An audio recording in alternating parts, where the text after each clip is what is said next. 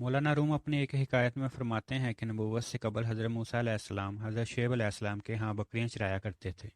ایک دن ایک بکری ریوڑ سے الگ ہو کر کہیں کھو گئی۔ حضرت موسیٰ علیہ السلام جنگل میں اسے آگے پیچھے تلاش کرتے کرتے بہت دور نکل گئے۔ اس سے آپ علیہ السلام کے پاؤں مبارک پر ورم آ گئے اور زخمی بھی ہو گئے۔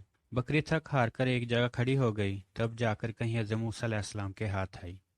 آپ علیہ السلام نے اس پر بجائے غصہ اور زود و کوب کرنے کے اس کی گرد جھاڑی اور اس کی پشت اور سر پر ہاتھ پھیرنے لگے، ماں کی ممتا کی طرح اسے پیار کرنے لگے۔ باوجود اس قدر اذیت برداشت کرنے کے ذرا برابر بھی اس پر کدورت اور غیظ و غضب نہ کیا، بلکہ اس کی تکلیف کو دیکھ کر آپ علیہ السلام کا دل رقیق ہو گیا اور آنکھوں میں آنسو آ گئے۔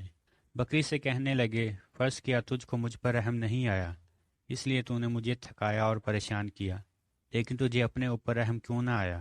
میرے پاؤں کے آبلوں اور زخموں پر تجھے رحم نہ آیا تھا، کم سے کم تجھے اپنے اوپر تو رحم آنا چاہیے تھا۔ اس وقت ملائکہ سے حق تعالیٰ نے فرمایا کہ نبوت کے لیے حضرت موسیٰ علیہ السلام زیبا ہیں۔ امت کا غم کھانے اور ان کی طرف سے ایذائے رسانی کے تحمل کے لیے جس حوصلہ اور جس دل و جگر کی ضرورت ہوتی ہے وہ خوبی ان میں موجود ہے۔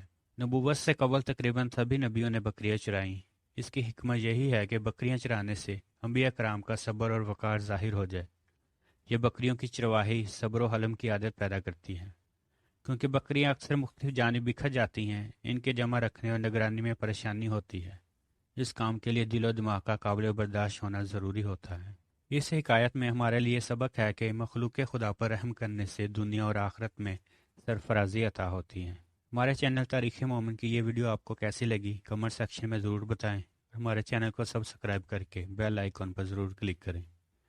خوش رہیں، خوش رکھیں اور یاد رکھیں اپنی تاریخ کو۔ خدا حافظ۔